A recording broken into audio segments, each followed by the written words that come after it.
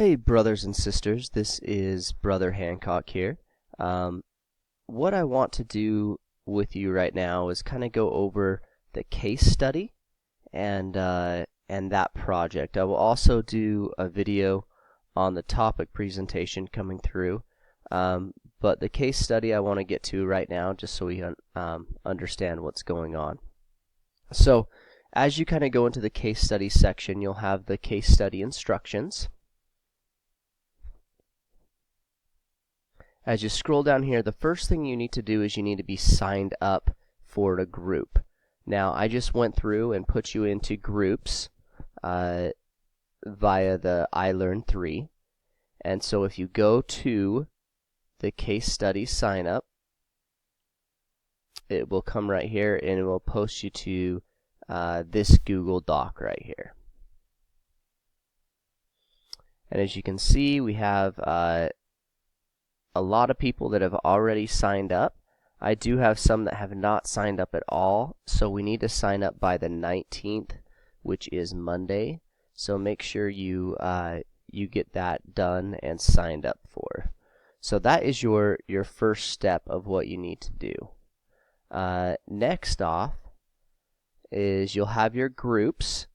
As you have your groups, it has meeting rooms for each of the groups here. So if you go to the groups, this is going to take you into an Adobe Connect learning room. And so let me just click one of them so you can kind of see. You can just enter in as a guest, so I'll just put Brother Hancock, or you can put your name. This will put you will pop up an Adobe Connect office, basically, and so you can use the time to collaborate with the rest of your group.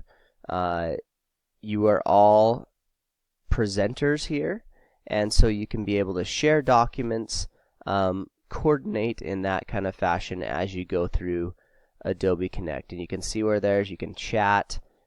If you want to use your webcams, you can do that as well. Feel free to use that option there. That is a good option.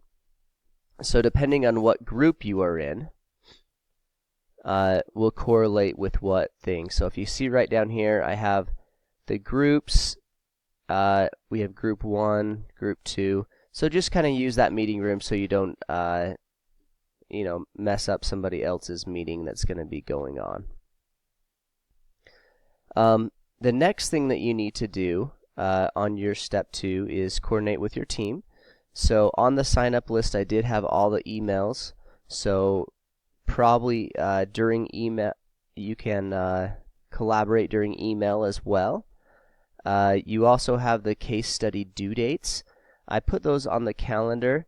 The first one is coming up fairly soon, and I will be fairly flexible with you on the due dates, but what I'd like to do is have you guys get that done prior to the lesson that it's due for, so then other people could actually read your paper that you're going to be working on, and then they can get some ideas of what's going on in that topic that you've done. You have this. You can just go through these documents one by one. The academic honesty, make sure there's not any plagiarism. If you're going to use some other thing, that you cite it. How to write a good case, specific instructions for writing case writers, the case study rubric. So that's in a PDF, which I'll pop up real quick here. So one of the things that asks, and this is what I'll be using to grade all of the papers, and you're going to be graded as a group. So basically, have the authors gone beyond Wikipedia? So don't just use Wikipedia. I mean, it's there, but it's not always correct. There's many other options out there. Google Scholar is good. That's going to give you some very scholarly work. And there's also a lot of other journal articles that you can look at. does it look good? Okay, does it look professional? You're using, is it clear? All those things that you'd want to do in a college level paper. Have you followed all the instructions? So you've carefully kind of went through the checklist, and then have you carefully documented their sources? So make sure you're using some kind of source references at the bottom. You can use MLA, APA, just something like that make sure you're referencing your sources as you go. And the last one is, did you knock my socks off? So giving me some really good detail into the subject matter that you're going to be assigned to.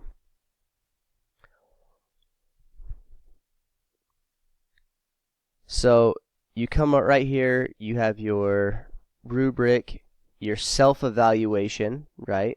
And you have a case study team contract.